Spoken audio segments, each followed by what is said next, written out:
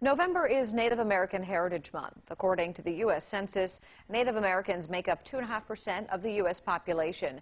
But centuries ago, before settlers arrived, Native Americans lived and thrived in what's now called America. Today we're learning about a Native people with historical roots in Hampton Roads. Our KaMaria Braye brings us the story. When you look at the Nansemond River and listen to its flow, you're taking a glimpse into history. We traveled utilizing the river. We fed ourselves, fishing, eating what the river would produce. The river helping the Nansemond Indian Nation thrive for centuries. We're quite honored to actually have the river and be on the shore of the river that our ancestors 400 years ago had no idea that we would be here 400 years later. So our thinking is we want to be here 400 years from now. Nansemond Chief Emeritus Sam Bass says Nansemond has about 400 tribal members living across the country. 400 years ago, their ancestors called the banks of this river home.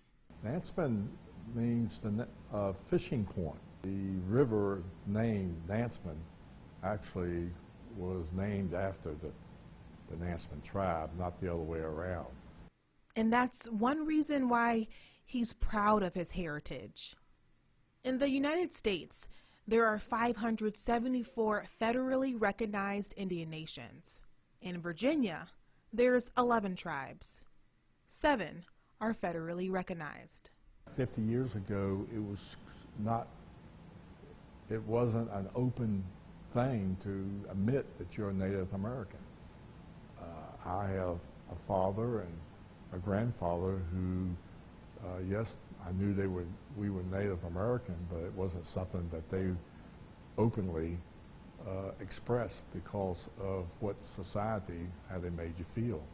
Bass says Native Americans have experienced pain and persecution throughout history.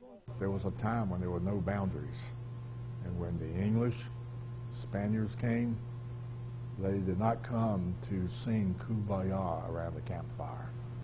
In the 1600s, the English came to Nansemond land. We believe that at first the human right thing to do was to hold out a hand to help.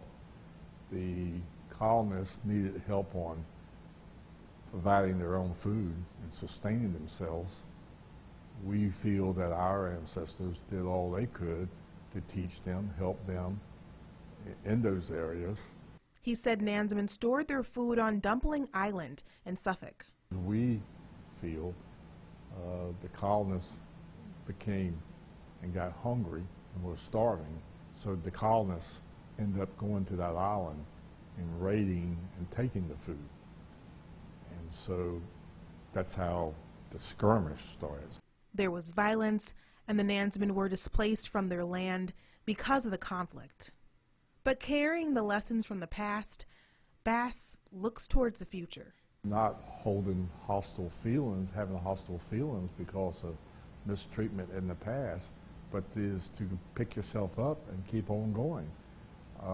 Those bad things don't identify the Native American from generation to generation. And that's what keeps him motivated as a former tribal leader and community educator. He continues to pay tribute to his culture and hopes all Americans can appreciate Native heritage. I would like for people to recognize that, first of all, it's an honor to be a Native American and to have been here, have ancestors here 400 years ago, and that were originally walking this land, hunting this land, fishing the rivers and lakes and ponds, and having no encroachment or no boundary. In Suffolk, KaMaria Braye, 10 on your side.